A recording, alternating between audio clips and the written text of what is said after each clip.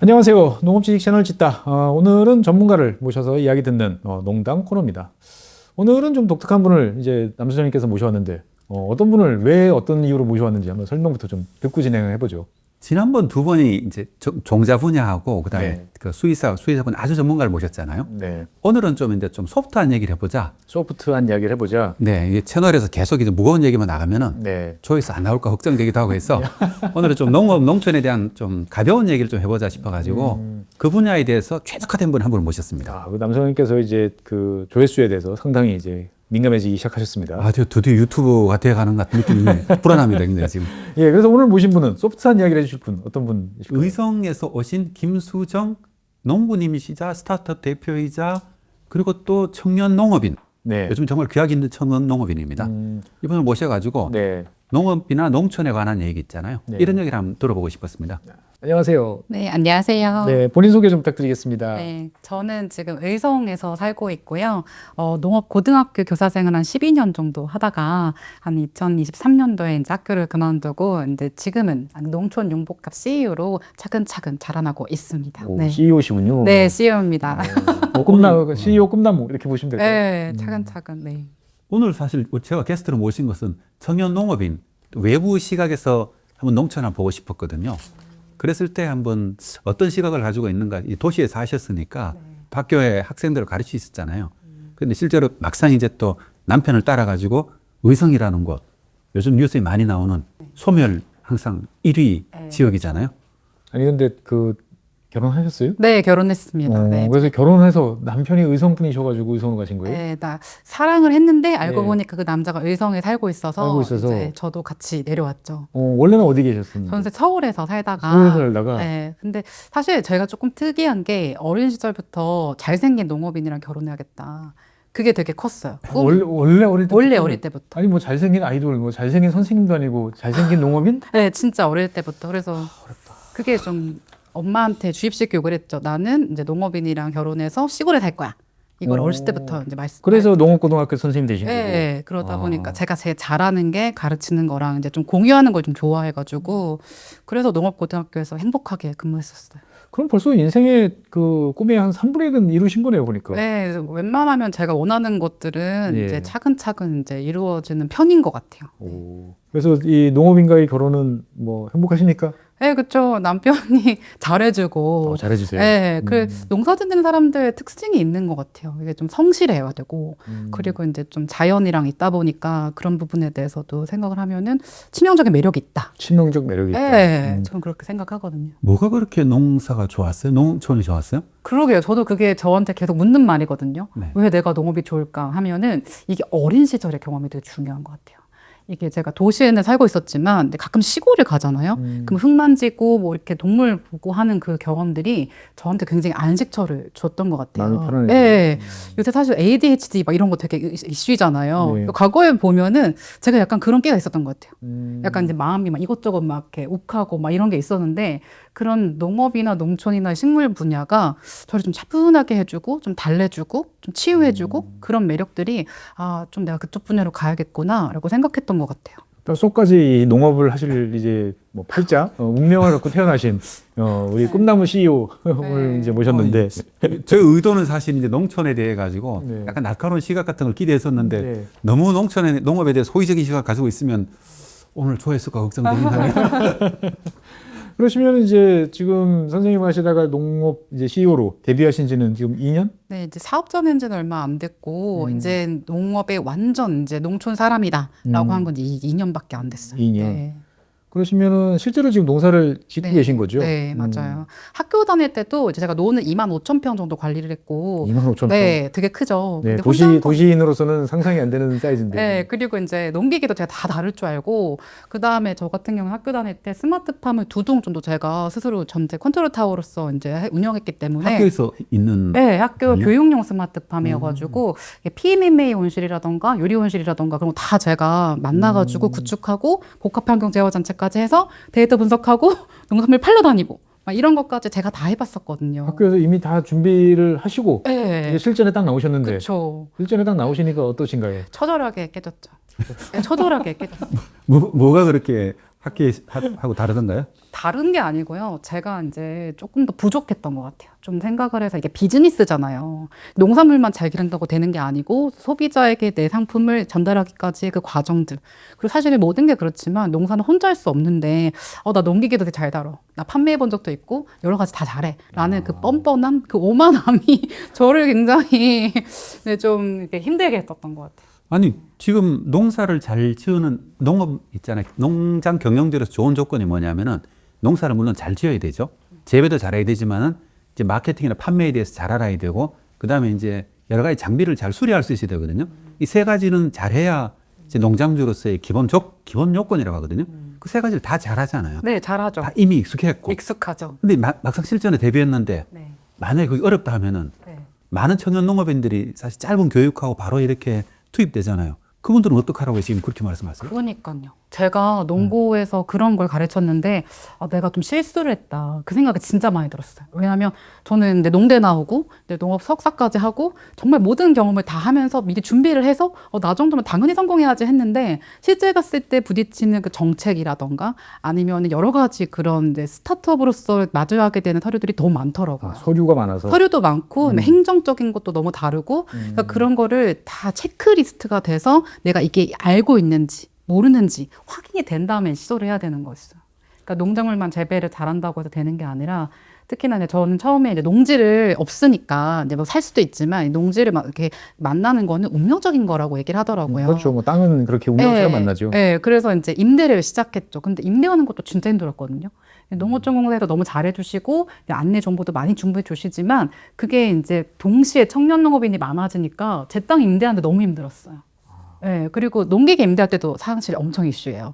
농기계 임대 사업소가 각 시군에 그 각각 몇마다 있거든요. 농기계 잘 다루니까 농기계 자격증도 있고, 그럼 그 시즌에 맞춰서 농기계를 임대하잖아요. 네. 저는 수강 신청보다 너무 힘들었어요. 그것도 이제 1분 컷이군요. 보면. 네, 장난 아니에요. 그래서 이제 특히나 이번 작년 가을에는 콤바인이, 근데 콩 많이 심거든요. 저도 콩을 심는데, 콤바인은 친구랑 동시에 이제 핸드폰을 켜가지고, 동시에 시작! 네, 그걸 했는데 막 실패해서, 정확히 그 지식은 알고 있죠. 이때 수확하면 최적이다. 네. 라고 하지만 기계가 없으니까 낫으로 배기에는 노동력이 그렇죠. 너무 비효율적이잖아요. 그러니까 그런 게 조금 힘들었고, 약간 내가 다 하기보다는 좀 분업화해야겠다. 그거를 이제 서로 역할을 좀 나눠서. 네, 그걸 확실하게 깨달았어요. 저는 정말 놀라는 게 뭐냐면은 네. 농민분들이 그럼 이거를 그렇게 잘 다룬다는 거예요? 네, 잘 다루시는 분 잘 다루세요. 이거 놀랍네요. 이게 콩콤바인을 빌려 오려면은 콩콤바인 가지고 있는 농민은 없으니까 거의 다 빌려 쓰거든요. 아마 분 단위에서는 아마 콩콤바인 몇 대는 없을 거고 서너 대 있으면 많이 있을 텐데 그죠? 그러면 경쟁이 정말 치열하다 그러면은 목소리 그렇게 바뀐 줄은 몰랐어요. 저희 광클릭 네, 광클릭 해야 이게 돼요. 농장 바뀐 줄 광클해야 몰랐어요. 돼요. 그래서 이제 할 수 있는 걸 더 잘하자. 이게 이제 작년 제가 농사를 이렇게 마무리하면서 정리된 거예요. 그러면은 이제 할 수 있는 거를 더 잘하자라고 하셨는데 어떤 일을 이제 저는 이제 할수 원래 있는 일로. 주변의 친구들 중에 이제 농촌 체험 그런 걸 하고 싶어 하는 친구들이 있어요. 근데 그 친구들이랑 팀을 모아가지고 이렇게 각각의 만약에 이제 의성에 오셨어요. 그럼 자기네 농가가 여러 군데 있잖아요. 그러면은 오늘은 A 농가, 그 다음에 B 농가 이렇게 약간 뭔가 루트를 만들어 주는 거죠. 그래서 사실 의성이 막 관광지가 있는 지역은 아니거든요. 그리고 관광 의성에 살아보시니까 어떠신가? 남편 따라서 오시는 게. 전 좋죠. 음. 네, 역시 사실 뭐 어디에 사냐 다 똑같은 것 같아요. 사람이 제일 중요한데 저는 처음에 이제 시집 왔을 때 아는 사람이 없잖아요. 근데 동네 언니들이 너무 잘해줬어요. 진짜 지금 생각하면 눈물이 나는데 동네 언니들이 막 가서 반찬도 나눠주고 이게 여자들끼리 네트워크가 되게 중요하거든요. 시집 오면 또 그래요. 이 수다도 떨어야 되고 근데 언니들이 정말 잘해줬고 근데 안타까웠던 건 이거였어요. 언니들이 결국 애들을 키우다가 도시로 나가서 이렇게 나가니까 그게 좀 안타까웠었어요. 근데 네. 저는 사는 동네가 궁금하거든요. 읍내에 사시는 거 아니면은 아니, 전 안개면이라고 안개면 네, 좀 꽤 큰 동네네요. 네, 큰죠. 그 주변에 한 5천 명 살고 있는 맞습니다. 꽤 큰. 의성에서는 예. 의성 읍다음으로 두 번째로 큰 동네예요. 네. 그러니까 그 동네 안개에 살면은 뭐 사람은 좀 있겠네요. 네, 그래서 이제 모이는 곳에서 만나서 차도 마시고 같이 각각 집에 들어가서 나눠 먹기도 하고 제가 요리 잘 못하거든요. 그래서 그런 아니 거 다 잘하실 것 같은데. 아니에요. 저는 오히려. 제가 잘하는 거랑 못하는 거 철저하게 잘 알고 있기 때문에 그 못하는 거에서는 배우려고 많이 노력을 하는데 언니들이 되게 잘 알려주시고 또 지금도 동네 언니들이나 아니면 청년농부들이랑 또 모임을 다 만들었거든요. 그 친구들한테 많이 배우고 있어요. 지금도.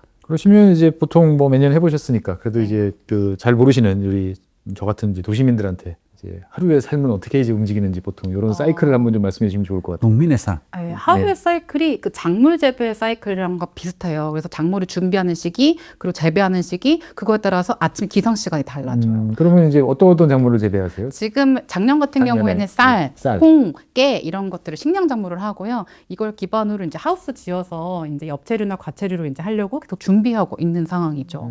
근데 이제 이게 사실은 어떻게 농민 입장에서 보면은 이제 콩이나 쌀, 깨 되게 쉬운 작물이라고 생각을 하거든요. 근데 이제 기반 농기계가 다 있어야 되고, 그리고 관련 그런 게 이미 준비가 된 사람들은 쉽지만 저같이 이제 아무것도 없는 사람들은 그런 것들 갖추는 것 자체가 되게 힘들었거든요.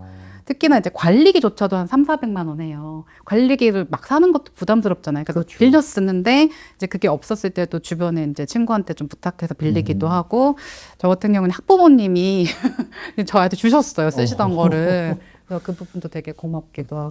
좀 스텝 바이 스텝으로 좀 가는 게 좋을 것 같은데, 왜냐면 제가 좀 따라가기 어려워가지고. 예를 들면은 농사는 그럼 남편분하고 별도로 지으시는 건가요? 그렇죠. 전 제가 스스로 이게 막 그렇게 막 농사 져라 이렇게 집에서 환영받지 못하고 있어요.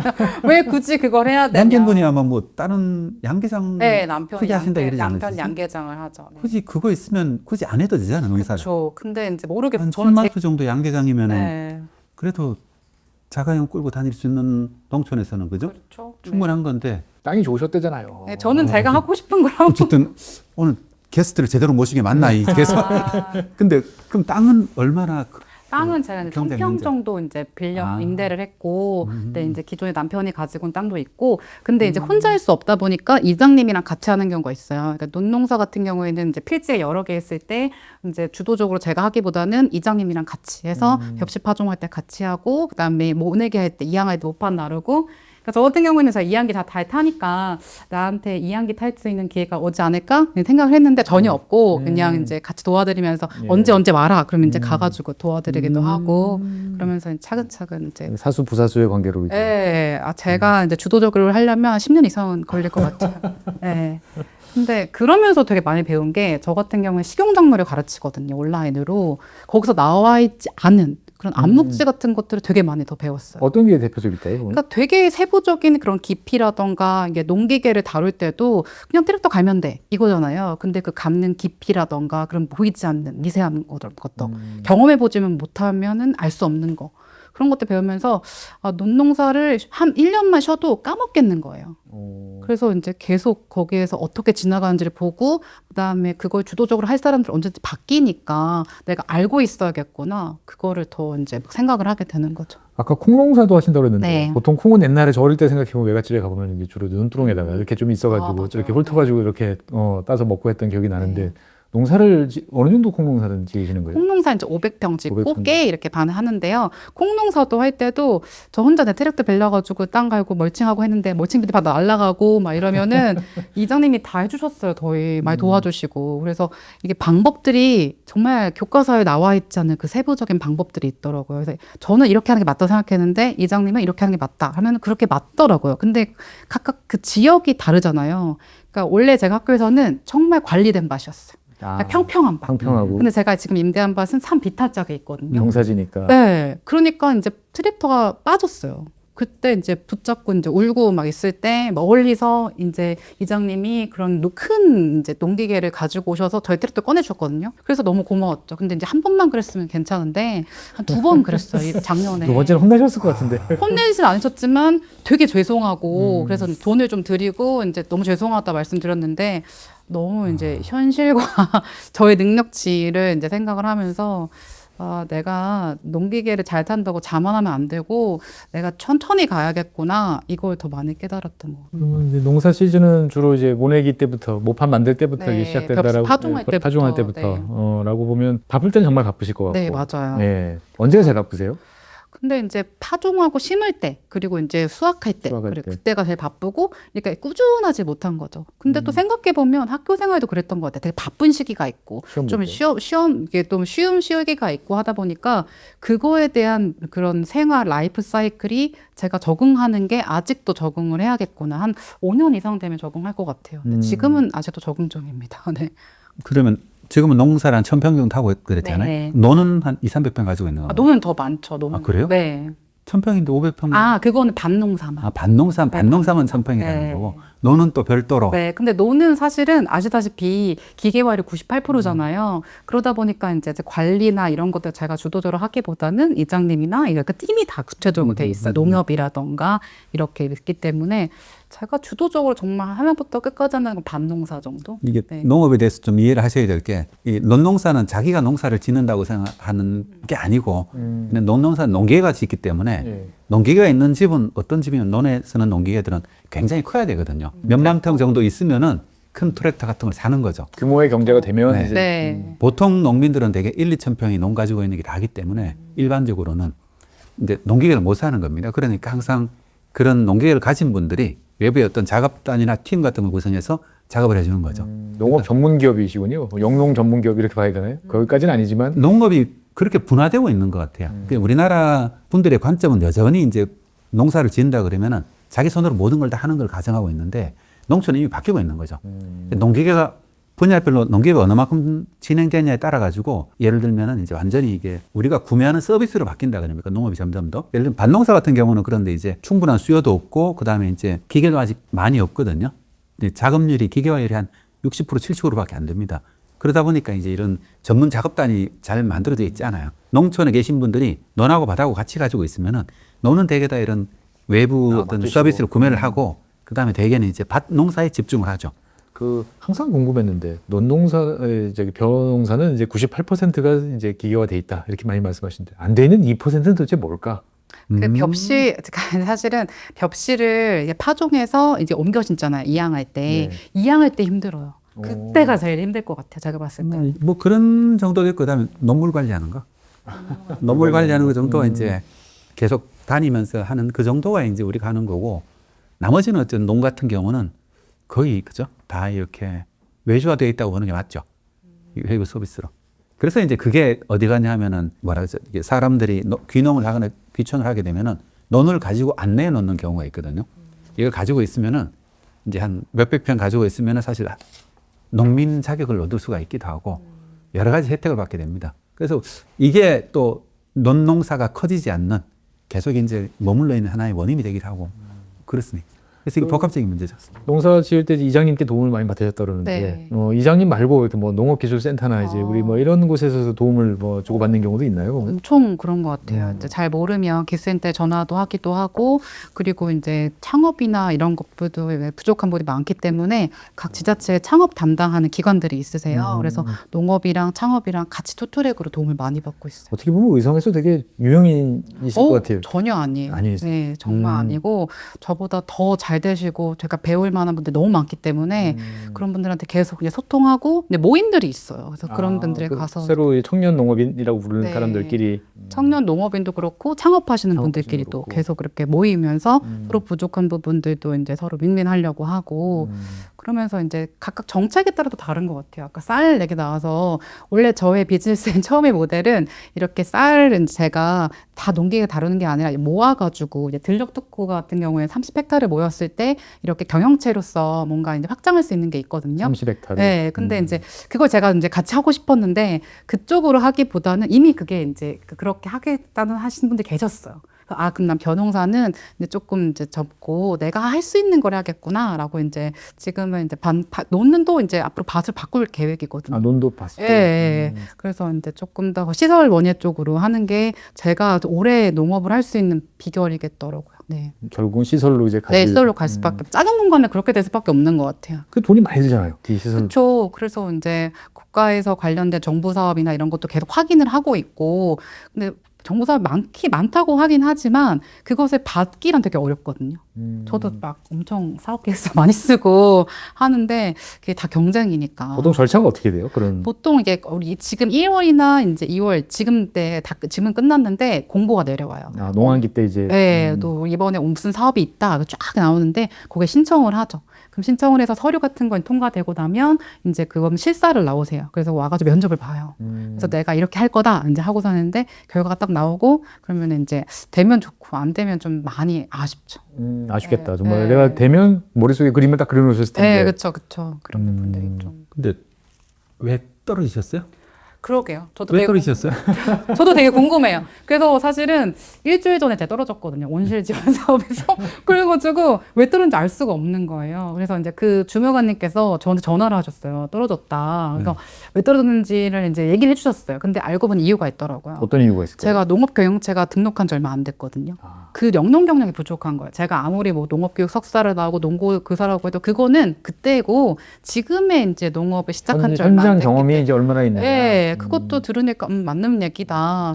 짬밥이 좀 이렇게 돼야 이제 우선 순위가 네, 되는 그래서 이제 언젠가 내가 계속 하고 나면 나의 시대가 오지 않을까라는 그 기대를 가지면서 좀 저를 위안했는데 네, 좀 마음이 많이 그래도 우울해지셨을 것 엄청 우울했죠. 막 남편한테 이게 나랑 안 맞나? 이게 좀 이게 운이잖아요, 사실은. 근데 또 창업의 생태계를 보면 온실기 사업이라고 해서 운이 많이 작용하잖아요. 그래서 온실 지원 사업을 이게 언제까지 기다릴 수 없으니까 내 자부담으로 이제 교사시간 생활 동안 모은 돈 있잖아요. 네. 그거를 저 투자해서 내가 어느 거 정도까지 성과를 발휘할지도 제가 이제 계산을 계속 해봐야 되는 거죠. 이 농업이 농사 잘 짓는 게 아니고 정말 경영자로서의 활동이군요, 보면. 네, 맞아요. 뭐 우리가 경영한다 그러면 돈을 어디서 갖고 올 건지, 그 돈을 가지고 뭘 할 건지, 했는데 안 팔리면 또 어떻게 할 건지, 맞아요. 기타 등등 고민하는데 똑같다는 생각이 드네요, 보면.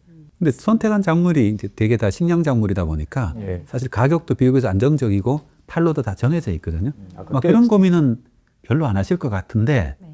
근데 궁금한 거는 교사 때보다 그런 소득은 어떻게 됐어요? 농산물로만 하면은 이제 처절하죠.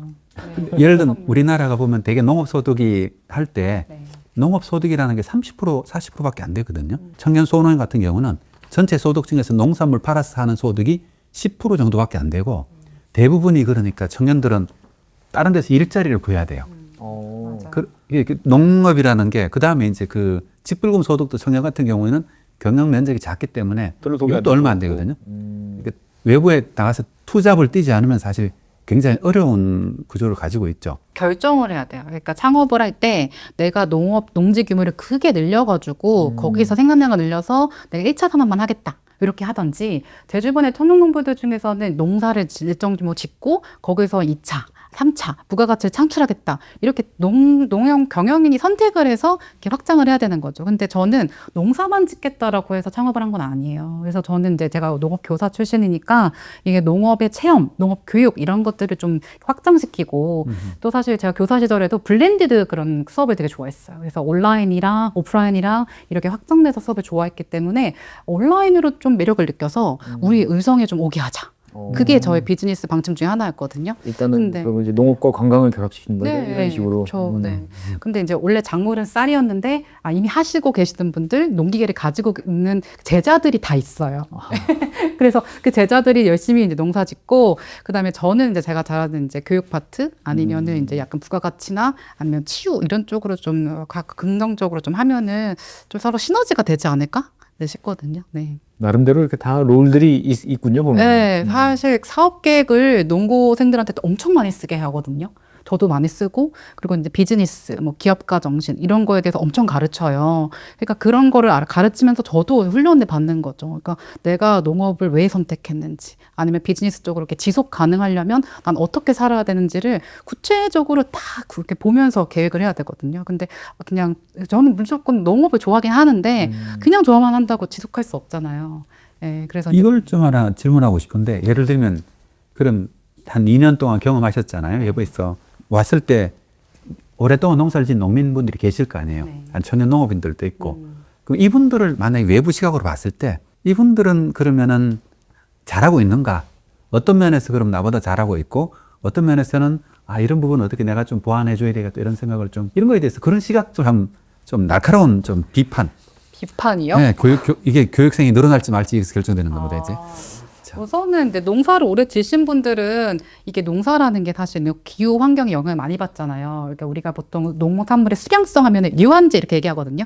유전성, 환경, 재배 기술. 그 세 개가 삼각형으로 맞아야 돼요. 유한제. 그래서 이제 유한제가 맞아야 되는데 좋은 품종을 선택했는데 환경이 안 좋아요.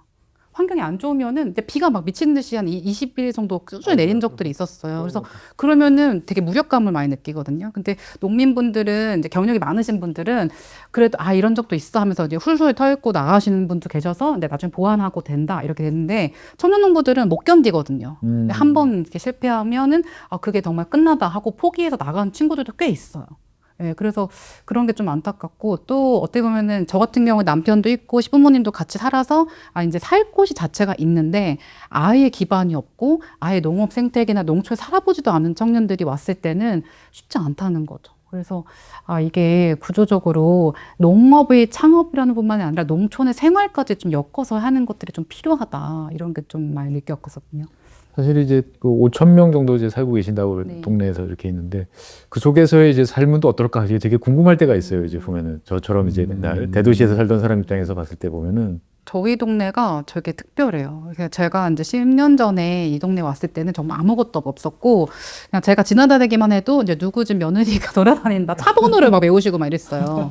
진짜로. 근데 지금은 청년들이 되게 많아졌어요. 이게 의성군에서 열심히 이제 많은 사업들을 해주셔가지고 네네. 엄청나게 건물들도 많이 들어서고 청년들의 주거단지도 많이 생겼거든요. 주거단지도 네, 그렇고. 아파트도 생기고 이러다 보니까 옛날보다는 청년들이 되게 많이 늘어났고 그런 부분이 조금 더 좋다. 얘기를 나눌 수가 있거든요. 네. 뭔가 이제 그래도 이야기 소통할 수 있는 상태가 네, 그래서 그런 부분들이 참 시너지가 많이 발생된 것 같아요. 그래서 만약에 그대로만 있었으면은 아마 좀 폐쇄됐을 텐데 이게 정책이라든지 막 각각 부분에 노력을 해주니까 좀 그런 부분에서는 좀 앞으로도 좀 괜찮겠다 할 수 있는 부분이 많죠. 네. 어쨌든 그래도 같이 하는 동료라고 해야 될까요? 네. 뭐 다만 이제 이런 분들이 좀 계시니까 훨씬 맞아요. 좋긴 하겠군요. 네, 그러면. 되게 든든해요. 더 얘기할 수 있고 우리 같이 뭐 할까?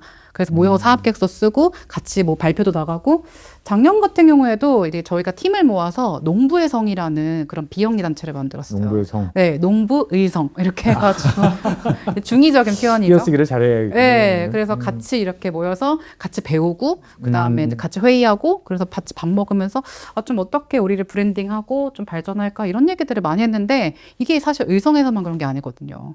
전국에 정말 많아요. 아, 그런 학습 공동체처럼. 엄청 많아요. 네, 그래서 야, 여기에서 그 잘한다더라. 그럼 우리도 좀 해볼까? 이런 아, 것도 그럼 되게 견학도 가시고. 네, 같이 보고 또 온라인상에서 저희는 뭐 인스타라던가 이런 게 다 소통되니까 이게 그런 걸 보면서 아 저기 농부 이거 잘한대 이러면서 좀 막 벤치마킹 해야겠다 이런 것도 많죠. 왠지 농업과 인스타 잘 안 어울릴 것 같은데 또 거기서도 소통에 또 이 창구군요 보면은. 이게 제가 SNS를 보면은 이제 순서가 블로그, 뭐 인스타그램, 뭐 페이스북, 이제 요새는 스레드가 있고 막 이러잖아요. 네. 20, 30대들이 다 인스타그램 너무 많이 해요. 다른 농민들도 다 그래요? 네, 청년농민들이? 청년들 다 기본으로. 그럼 안개에 같이 이렇게 같이 소통하는 청년들은 몇 명 정도 있는 거예요? 되게 그룹이 좀 다르게 나눠져 있는데요. 그 안개에 또 스마트팜 지어졌잖아요. 네네네. 거기 그룹도 따로 있고요. 최 박사님 가보셨던데. 네. 네, 작년에. 거기 그 친구들도 따로 있고, 그다음에 이제 따로 농부의 성계 프로젝트 따로 있고, 또 단체들이 이렇게 뭘 원하느냐에 좀 달라요. 그래서 4-5 그룹이 있습니다. 아, 예를 들면은 그런 것도 많이 보잖아요. 우리가 외부에서 청년 농업인들이 가면은 지역 간의 갈등 같은 것도 많이 있잖아요. 청년들이 많아졌으면은 주변에 그런 갈등은 혹시 없나요? 어때요? 갈등이요? 뭐 예를 들어서 이제 뭔가 지원 사업 받을 땐 누가 받고 못 받고 이게 있으니까 갈등기보다는 그냥 안타까운 거죠. 그냥 나 떨어졌네, 너 됐다, 그럼 너 축하해 이런 게 다지. 그 갈등하기보다는 우리가 서로 이렇게 같이 하자 이게 더 시너지가 더 동지적인 큰것 같아요. 관계가. 네, 저희 같은 군에 있는 사람은 경쟁자가 아니에요.